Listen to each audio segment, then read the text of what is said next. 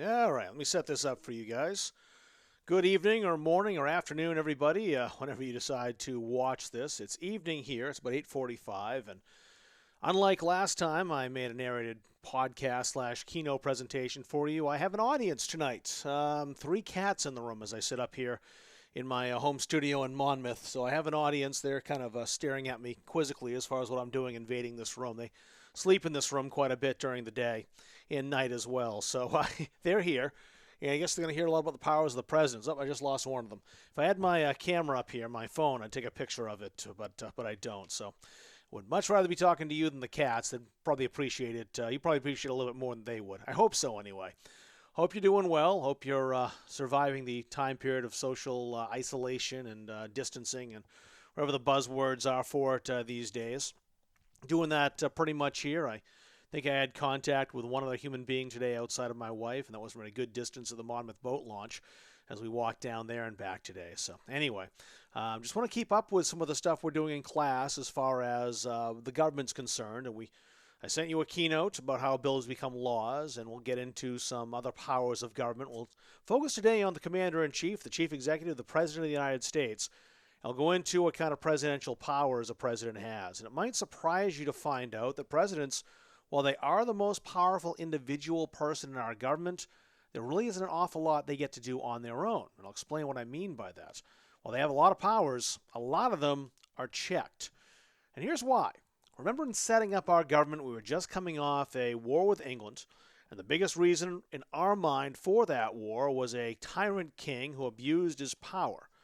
We knew we needed a leader. Someone had to represent the country, someone had to be the face of the nation, but we didn't want a king. We wanted a president, someone who would preside. That's where that word comes from. Preside means to kind of run with a guiding hand, but not have a great deal of power like a king would have. So, in setting up the job of the presidency, the idea was checks and balances, like we've already talked about before. Limiting the president's power is a huge part of how the president's job is structured. So, like I was saying, there's not much the president can do on his own. You'll see exactly what I mean by that as we go through the powers expressed in the Constitution. One of the first powers expressed is the president is our commander in chief. And that means the president has the sole right to control the military. What's the military? Well, you see the five branches right there: the Army, Navy, Air Force, Marines. And let's not forget the United States Coast Guard, especially here being Mainers. They all fall under the jurisdiction of military. And the president, just by stepping into the job, gets that power. It's no wonder that a lot of our presidents have had military backgrounds. And in fact, during elections, we'll talk elections later on, but during elections, that comes up quite a bit. Have you had military background? Because you step into the job and you get the job of running the Army. You are the chief executive, commander in chief of that military. The top generals look up to the president. So it's a huge deal. It's a huge job. And the reason why we wanted the president to have that job is part of the problem with Congress. We already talked about having a House and a Senate. Congress cannot do very many things very quickly. In fact, it's very rare Congress can do anything quickly. Some things, some topics need quick, decisive action. And military often is one of those topics. So we want to have somebody who can make quick, decisive action, who can make a decision, and not have to go through Congress to make that decision when time is pressing and when things are urgent. So the president does have that power to control military, because if he didn't, Congress would, and they'd be arguing about every single move the military would make, and the military would just spin its wheels and nothing would get done. So the president has that power. But the president cannot declare war. Any declaration of war must be made by Congress. Means the House and the Senate will both vote as far as declaring war. And unless they both vote to declare war, there is no war. So the president cannot just decide on a whim to use our military to strike somebody. So what's the point of being decisive then? Why does he have to be fast? Well, it's more for defensive purposes. If, for example, you're the president and you get intelligence from the military that says an attack that a nation has planes flying in our direction, and you're the president, you're not going to ask Congress to defend the country any more than you ask someone permission to duck someone trying to punch you in the face. You'd get out of the way. You wouldn't ask permission to duck the punch. You just duck. So sometimes you have to make quick, decisive action, and defensively is the time that it happened. But a declaration of war has got to be made by Congress, Because any president, if you give that person, one person, that much power, just imagine all the crazy wars that might be fought by the United States just because that person wants to fight those wars. And we're not going to let one person drag us into a war. That would be giving them too much power, and that's a lot like a tyrant. So any declaration of war has got to be made by Congress. So think of it this way. The president can be defensive any way he wants to. But the power to use the military offensively to attack somebody, that's got to come through Congress. Now here's where things get a little bit hazy sometimes because the words defensively and offensively aren't always as clear as maybe you think they are. I mean, sometimes they're very clear. The analogy that I was giving you a little bit ago, if someone was, again, we got reports, say it's back when I was in high school in the 1980s, and we lived in a lot of fear that there was going to be an imminent missile attack from the country known as the Soviet Union at the time. The Soviets attacked, and there were missiles on the radar. The president would need to strike quickly to do something to try to minimize that damage. You only have 15 or 20 minutes to act. You can't get on the phone and get Congress together and have them decide in 15 minutes what to do. That's defensive. We're under attack. There's no doubt someone else is shooting at us. That's defensive. Offensive, though, and other defensive actions can be a little more difficult to understand. So let me go through that a little bit right now. Sometimes, it goes up here in yellow, it's very cut and dried. If you don't know the story about World War II as far as how that started, there was an attack on December 7th, 1941. Japanese planes bombed a military base in Pearl Harbor, Hawaii. There was no doubt who did it. It was the Japanese military under orders of their government to do it. And a couple days later, the President Franklin Delano Roosevelt, FDR in my notes, Franklin Delano Roosevelt, went to Congress and asked for a declaration of war. He got it. And into World War II we went, fighting that war for the next 4 years until 1945. But 1964 was a little different. Gulf of Tonkin resolution, same type of situation. It was not on American soil this time. The Gulf of Tonkin's in Southeast Asia. And there were some military ships out there patrolling in Southeast Asia. And the story went that one of them got shot at and was attacked by a Vietnamese ship. Now, when the president of the time, Lyndon Johnson, went to Congress, he didn't ask for war. He asked for authorization to use the military offensively. And that happens sometimes, too. You ask to use the military offensively and not declaring a war. And there's a reason for that. And we'll get to that when we talk about treaties in a little bit. But we haven't declared war since 1941. That's the last time, up there in yellow on the screen right now, that Congress has actually declared war. And we're talking now almost 80 years ago. In that 80 years' time, we've had several different conflicts. But any time that Congress says to the president, you are authorized to use offensive force, that's a conflict. They haven't gone as far as making a declaration of war, but they are saying you can use the military offensively. They can do that. Here's something defensive, though. In 1984, President Reagan ordered airstrikes in the country of Libya, which is in North Africa. And Libya at the time was, they were led by a dictator named Gaddafi, and he was involved in planning some terrorist acts that killed some American people and other citizens of some of our allies, including a nightclub bomb that went off in West Berlin, Germany, in 1984. Well, Libya did it. There was no doubt they did it. And Reagan, right after that, retaliated with airstrikes and ran some bombing runs on military targets in Tripoli, the capital of Libya. Now, he didn't ask permission for that. And the reason why is that one was defensive. The Libyans had done something first to one of our allies and to American people. They'd actually done something else, too, with a truck bomb that went off outside of a military base in Beirut, Lebanon. And because those two acts took place, Reagan then, without any permission from Congress, made those strikes. He said those were defensive strikes. You can't just let someone attack you and not do something to stand up for yourself. That was looked at as defensive. See, that's where it's a fine line sometimes. Now, had he kept doing that over and over again for months and months and months, well, it would cease being defensive at some point. But it's kind of a retaliation. It works this way. Again, back to the personal situation. If you were to be punched in the face, and you saw that person still standing there and they're maybe going to punch you again, you might hit them back to make sure that doesn't happen. Now, you're not hitting them back for no reason. You're hitting them back because they punched you in the first place. That's defensive. At least it is to the American government. And it's a very fine line. In 2003, the United States invasion of Iraq was another conflict. George W. Bush asked for permission from Congress to use military force, and Congress gave it to them. As it says in red on the screen, when Congress gives the president temporary powers to act offensively, we have entered a conflict. Now, those cannot go on forever. There's a thing called the War Powers Act, which we won't get into much right now. Just want to mention it briefly, that Congress does have some rules of the president. If he ever does something and uses the military defensively, he has to tell them about it, because if it turns offensive, they want to know.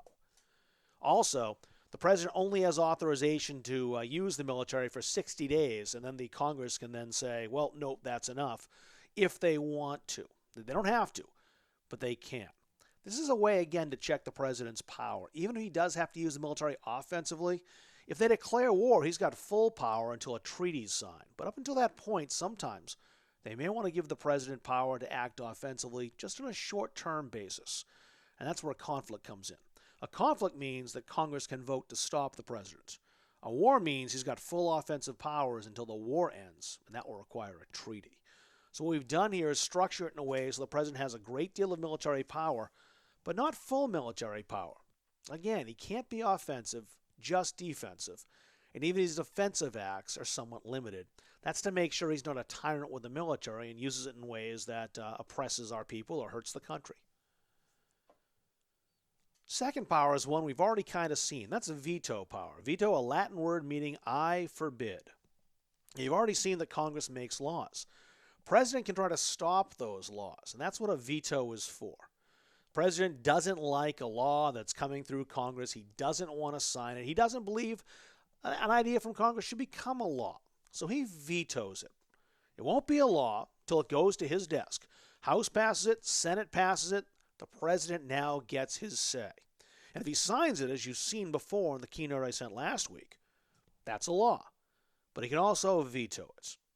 Now, as we talked about in that keynote last week, his veto is not absolute, meaning it doesn't automatically kill the bill. Congress can override that veto, meaning they can get around the president's veto, but it's hard to do that because they need a 2/3 vote of both the House and the Senate to get that done. But 2/3 says a very high bar to reach. It's very rare you get 2/3, and I'll show you just how rare right now. If you see this chart, this goes up to the George W. Bush administration in 2008. You don't see many vetoes getting overridden very often. If you look, for example, most of the way down the page, I'll show you right down here. There's Ulysses S. Grant, for example. Grant's 45 vetoes, 4 got overridden. Grover Cleveland at the bottom, 304 vetoes. Only 2 were overridden by Congress. If you look at the guy who led the league in overrides, Andrew Johnson, well, he was a little different. Let's skip him for a bit. Go over to the right side. Now, halfway down that right side, you'll see Harry Truman. 12 times Congress overrode his vetoes. That's quite a bit, actually. It's tied for second most all time with Gerald Ford. 12 overrides, he still has 168 successful vetoes that did not get overridden. Gerald Ford down here, 48 vetoes, 12 got overridden, but that means 75% of his vetoes got through. So it's really hard to override a president's veto. You can do it, but having a 2/3 vote raises the stakes and makes it very hard. What that means is the president's veto is important, but not too important. If you don't let the president's veto, if you just make it a 50% vote, then there's no point in having a veto. If a bill passed the first time, it'll pass again. But if you make the president's veto absolute, meaning there's no way around it, then one guy can kill all the work of both the House and the Senate. So that's the compromise. 2/3 vote. 2/3 vote is doable. You see it in the chart right in front of you. It's happened 106 times in our history up to 2008. But it's not something that happens all the time. Now, why do presidents veto bills? Well, a big part of the reason why is they're not in the same political party as the House or the Senate. Right now, that's the case. Donald Trump's a Republican. Democrats control the House. Republicans control the Senate. But if a bill gets through that's kind of been pushed by Democrats, Donald Trump, a Republican, may not like it. He'll veto it for that reason. Usually, though, what the president does is just threaten a veto. Because, see, Congress has seen this chart, too, and they know that a veto doesn't usually get overridden. So if you're in Congress and you're making a bill, And the president says, just a second, if that bill comes to me, I'm going to veto it. Well, you don't want your bill vetoed because getting around that veto won't be easy. So what you usually say is, okay, Mr. President, what would you like us to do? And the president says, I need you to do this, this, and this. Change that bill and those three parts of the bill and I'll sign it. Well, of course, Congress isn't necessarily going to do everything the president wants. But once again, there's that word. They'll find a compromise. Well, Mr. President, we can do this and this, but on this one, how about if we just do this instead and keep that and just tweak it a bit? Well, maybe the president will say, I can go for that, and then that's where you have the president's veto really being effective. He won't veto it. He'll just threaten to and get Congress to work with him. Usually that's how it works. But that veto power is a really important thing for the president, but it's not absolute. There's a way around it. That's one of his powers, that veto power. Another power is appointment power. When you hear appointment power, think dentist appointments. Not that type of appointments. It's more like this for a president. There's President Trump right there, and he's pointing. And that's the emphasis. The emphasis for appointment power is on the word point. Here's how. Presidents appoint people. That means they choose people to fill very important government positions. And there's lots of these. An example would be the president will appoint the Supreme Court members. They're called justices. So on my wall, if you can picture my classroom over between the windows, the Supreme Court is up there. There's 9 men and women up there. All 9 were picked by a president. Not all President Trump. Some go back to President Clinton, in fact. Heck, a couple go back to President George Herbert Walker Bush, back when I was in college. They have life terms. We'll talk more about them later. But that's how they all got there. They were picked or appointed by a president. The job of Attorney General is appointed by the president. All the president's cabinet members, those secretaries of state, as you see with Mike Pompeo, and agriculture and education, all those people, those government jobs, the president gets to fill those jobs. And the president picks, as Donald Trump has here, who he wants for those jobs. But, like everything else we've seen so far, that isn't the end of it. When the president picks somebody before they actually get hired, the Senate, the House is not involved with this. We'll talk a little more about that in a couple of weeks. Maybe not that long, but it's coming up. But the Senate's got the vote to confirm them. And confirm means to decide, do they actually get the job? So if I'm president and I pick you to be my ambassador to Spain, you don't get that job until the Senate sits you down like is happening here in the picture. And then ask you a bunch of questions, like a big job interview. And they'll ask you a whole bunch of questions to decide whether or not do we want this person to get the job. And if they say no, the president has to pick somebody else. Now, the Senate can never tell the president who to pick. I mean, I'm sure they can give him advice. You know, we'd like you to pick this person. We'd like you to pick somebody else. But it's the president's job to decide that. Only the president has the powers to say, yep, this is my pick. But the president's pick will not get the job unless the Senate sees fit to confirm them. In other words, they interview them, they like them, and then they give them the thumbs up in a vote. Why wouldn't they? Well, again, different political parties. Right now, the Senate and the president are both the same party. The majority of the Senate, 52 to 48, are Republicans. And the president's a Republican. So chances are the Senate will confirm most of Donald Trump's picks because they're all Republicans. But let's say, for example, the Senate's Republican and Barack Obama, a Democrat, was president. Then it's not quite so simple. So oftentimes, that's the situation, the Senate might say, nope, we don't like this person, and political differences will get in the way. And we'll talk more about what makes parties different down the road. Every once in a while, the Senate will feel that the president's choice is unqualified and don't want them. That's another reason. Or whatever reason they see fit. Whatever reason the Senate wants to say no is their prerogative, meaning they've got every right to say no if they want to, because they're the ones who give that final seal of approval to the president's pick, and no one gets the job until they do. So whatever reason the Senate wants to say no, they can say no. This one's a little more complicated, but the president has budgetary power as well. You don't have to memorize that chart on the left, thank goodness, right? That's the 2015 budget that is about discretionary spending. And all I put that there for was to kind of show you the different areas that we spend money on.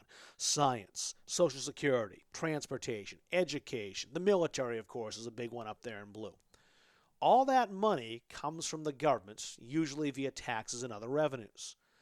And the budget's a list of places and departments and how much money will be allocated, which is a fancy budgeting word mean given to each. So the president basically gets to make a list saying, here's how much money I want to give to the military, to food and agriculture, to transportation, etc., etc. And the president makes that list along with a group of people who work for him called the OMB, the Office of Management and Budget. They have the power to create the budget. They say how the money is spent. And it's a lot of money. The budget in 2019, as it says on your screen, was $4.4 trillion. So we're talking an awful lot of money in the American budget. Now, do you want one person to have full control of $4.4 trillion and spend it any way he sees fit with nobody to check him on that?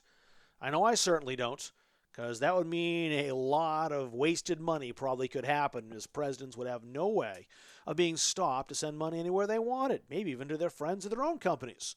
So, here we see the Congress again.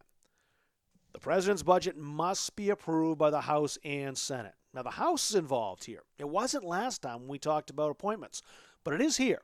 Anytime you've got money, because it's the people's money, and in the House, big states with more people have more power, they're going to have more money on the line. They want a say in this. So the House and the Senate are involved, and much like an appointment, they have to approve the budget. So the president makes the budget, he submits it to the House and Senate, and they never approve the budget the first time. See, they'll make their changes to it, and when they've made their changes, they submit it back to the president and say, okay, we've taken your budget, we've made some changes. The president can then approve the changes or veto them, just like a law. However, just like a law, it's very hard for the House and Senate to override a president's budget veto. So usually the two groups, three I guess, House, Senate, and President, all will work together on many compromises so the budget gets passed. Do you know what happens when a budget doesn't get passed? See, there's a certain deadline to it. They have to have a budget passed, and I forget that. I should look this up. I forget the exact deadline. Let's just say April 1st. It's a good day coming up. We'll use that. There's a hard deadline. Every budget goes from fiscal year, April 1st to April 1st. If they don't have a budget passed by April 1st, then there's been no permission to spend any government money, because you can't spend a dime until that president's budget has been moved by Congress and voted on, and the president signs it. If that doesn't happen, no money can be spent. So if you get to April 1st, what happens is a government shutdown. I know you've heard of those before. And no one likes that. Everyone hates government shutdowns, and all the politicians point at each other kind of saying, it wasn't my fault, it was theirs. And no one wants to be blamed for a government shutdown, because that means you might not get reelected if the voters stay mad at you. So this is a big deal, this budget passing. The president gets to make that budget, and yes, the House and Senate can make changes to it, but he's got the last word. He can approve or veto that budget. And since we know it's hard to override a veto, he's got a lot of say in where the money gets spent. He doesn't have full say. Giving him too much say will make him a tyrant. But he's got an awful lot of say. Another power the president has is treaty making. Any agreement between ourselves, our country, and another country is a treaty. You've certainly heard of peace treaties before, but there's other types of treaties as well. Trade agreements can be treaties. Lots of different types of treaties. And you can't let Congress make treaties. It will be very difficult for them to do, because treaties have conditions. Let's say there's 10 conditions in the treaty. And it's a list of 10 things. For Congress to make a treaty, they'd have to argue and vote on all 10 of those things before they happen. It would take forever to get that done. So here's another one of those times you want someone to have swift, decisive action and just make the darn thing. And that's what the president does. He is our number one diplomat, which means he is the face of our nation to other countries. And you see a picture of him right there, meeting with Shinzo Abe, the Prime Minister of Japan. They might be talking treaty right there. They might just be having a drink as well, but I can see that Shinzo Abe's microphone is falling off, so I guess they're trying to fix that. But President Trump, when he meets with foreign leaders, he's got the power to make treaties. Now, he doesn't do all of this. He has ambassadors who are kind of his assistants, but they all answer to the president, and they have to do what the president says. The president's got the power to make any treaties, agreements between the United States and other nations. So the president can make any agreement he wants to with any country he wants to, and that's a lot of power. But as you probably expect, just making a treaty, when the president makes a treaty, doesn't end it. When that treaty is made, it's got to go back to the Senate, not the House this time. No money's involved. Just the Senate. And the Senate's got to decide, do we like the treaty? And if they do, the treaty stands. If they don't, it's back to the drawing board. And a story on this one. We didn't ratify, the United States didn't ratify the treaty that ended World War I for a long time because Congress hated the deal that President Woodrow Wilson made. Now, that didn't mean the war continued. Everyone had put down their arms. The fighting had stopped. But we did not agree with the treaty that was made and didn't stand with that for many years later because the Congress would not let President Wilson do what he wanted to with that treaty. And overall, that's probably a good thing. Not the World War I treaty, but the fact that President Wilson or any other president can't just go make an agreement for the entire United States without someone having to okay it. In this case, the Senate that represents all of our 50 states equally. Because if it's a treaty, it should be fair to all of us. And that's what the Senate is there to guarantee. And they've got to get 2/3 approval to do it. So it better be a darn good treaty. Oftentimes it gets done, but it doesn't have to. And if it doesn't get done, either the president just gives up, as we did in World War I, or you go back to the drawing board and make your tweaks and changes to it. But the president is checked. He is balanced there by the Senate because no treaty is official, much like an appointment, till the Senate says it is. The catch is a treaty is going to be approved by a 2/3 vote. And the last presidential power, called the power of pardons. You may have heard of this before. The president can pardon or commute the sentence of anyone accused or convicted of a federal crime. Now, federal crimes are things that usually take place across state borders. Mail fraud, for example, used to be a lot bigger back in the day, but now identity theft is one that people will go online and hack your accounts or steal your identity or hack into your bank accounts. Probably the person hacking your bank account or stealing your identity is not in Maine. Let's say they're in Baltimore, Maryland. Well, who's going to prosecute them and arrest them for that? Maine or Maryland? Well, in this case, because there's more than one state involved, neither one. It's a federal crime. The FBI would be involved in this. The president can pardon or commute those sentences. Now, he can't pardon for state crimes, things like murder or carjacking, usually state crimes. State governors do that. A pardon is the president can simply let someone out of jail and end their sentence early. He can do that even before they've been charged or, well, not charged, but convicted of a crime. Let's say you're on trial and the trial begins and I'm president. I can pardon you and that's it. The trial's over and you're not going to jail. Commuting a sentence means it can change the sentence. If someone's been sentenced to death by a federal court for a federal crime, the president can say, no, I don't want that person to get the death penalty. They get life in prison instead. The president could, I guess, let them out of jail too, because he can pardon anybody he wants to. And there's no approval for any of this. The president needs no approval. It's the only thing he can do really on his own as far as his expressed powers are concerned. The powers listed in the Constitution, this is the only one that didn't require someone, the House or the Senate, to sign off on it. Here's why. One, if you're trying to get someone out of jail, the idea is that they're not guilty and the idea comes up, the evidence comes up, we know they're not guilty. We don't want to wait for the rigmarole of another trial. It'll take a long time. And of course, Congress is not fast either.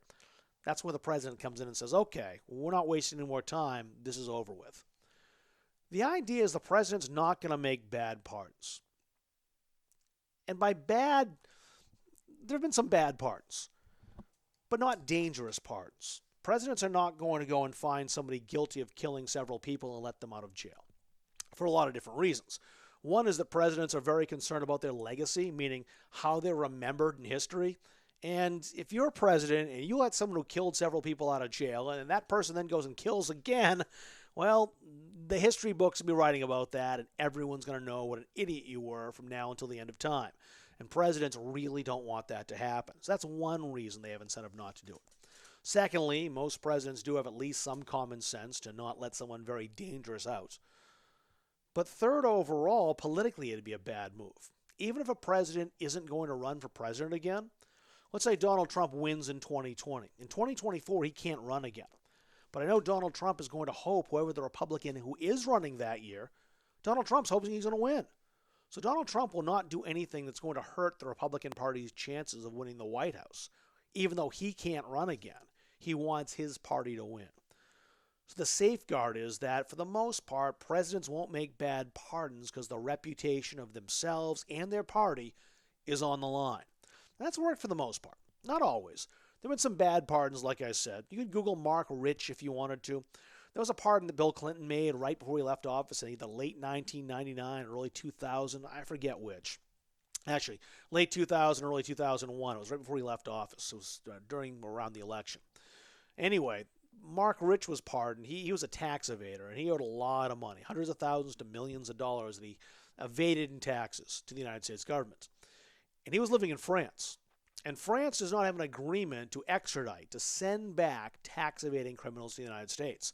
They'd send a murderer back, but not someone guilty of tax evasion. They're not going to go and find that person and send them back. So Mark Rich was living in France, and he knew darn well he couldn't come back to America, because if he did, the IRS would be right there to arrest him for skipping all those taxes. Well, Mark Rich was able to come back because Bill Clinton pardoned him. A little research found out that one of the biggest donors to the Bill Clinton Foundation was Mark Rich's wife. And it really looked like that Mark Rich had his wife buy him a pardon from the president, which, of course, isn't how it's supposed to work. There was some talk after that about maybe changing the Constitution to making it so that pardons had to be approved as well, but that hasn't been done. So those kind of pardons have happened, but they're usually not how they're usually used. So there's been no serious talk to change that aspect of things. But that's really the only thing the president can do as far as their express powers on their own, and it's one of the powers they use the least. Is that all he can do? Well, not entirely. The president has some implied powers, meaning when he takes that oath of office into the Constitution, he says he can do things necessary to execute the laws of the United States. So there are two implied powers. He doesn't say he's got these powers, but he does. One's an executive order. I'll give you the very short version of this one right now. You might see it again later on in an AP Gov class or down the road. But an executive order is when the president directs people in the executive branch on how to carry out government operations. You know, all those agencies and bureaus like the IRS, the EPA, who is the Environmental Protection Agency, the FDA, the Food and Drug Administration, the FCC, the Federal Communications Commissions, or the FAA, the Federal Aviation Administration. There's a whole bunch of agencies. And what they do is they carry out the government's policies in a certain area to make sure everyone's following the laws. Well, an executive order can basically tell that agency, here's how I want you to enforce the law. He can't make law, the president, but he can certainly say how it's enforced. And that's a fairly significant power. He does that through executive order. Even creating a national park he can do through executive order, because on federal land, if it's American federal land that belongs to the American government, he can say, all right, I'm the president, I'm in charge of this land, I'm taking this piece and I'm making a national park out of it. And he does that via executive order. Now, it never says, like it says here, the president has the power to pardon. It never says the president has the power to make national parks. But he does. That's where executive orders come up. Because it never says he doesn't have that power either. And it's been kind of ruled upon that the president's authority can carry into this area as an implied power. The second big one, executive privilege. You know those departments I was just talking about, those agencies that the president controls? He doesn't have to turn over any information about those agencies or any part of the executive branch to Congress if he doesn't want to. Those are his, and it's his privilege to keep that away from Congress or anybody else if he wants. Now, the president's not above the law. If Congress gets a court order based on evidence to force him to do that, then he has to. That happened in Richard Nixon's case. Richard Nixon had some recordings he made of conversations, phone calls. And Nixon was being investigated himself for breaking the law in the Watergate case, which if we were in class, I'd probably go into a little bit, but I don't want to get off on too much of a tangent right here. You can Google Watergate and find out the short version. But anyway, Nixon had a bunch of recordings that, if they got out, were going to prove that he was guilty of obstructing justice, and that wasn't going to look too good. So he said, executive privilege, I don't have to turn those over. Well, Congress got enough evidence to get a warrant to make him turn it over because they're investigating Nixon.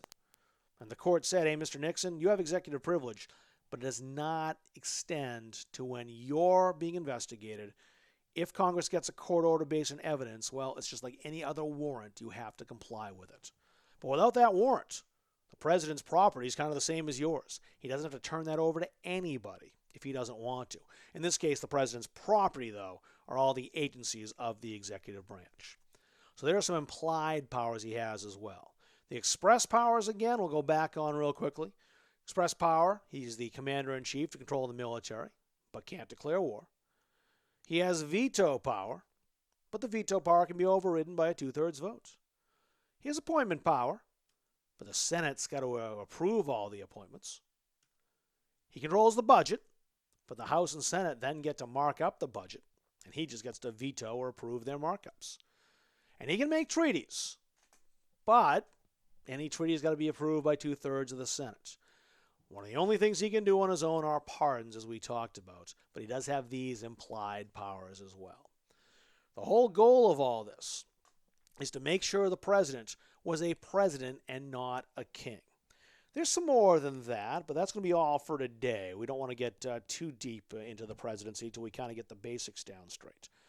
And the overall goal today was to show exactly what the president can do, but also show what he can't do, and really show overall that he's a president, not a king.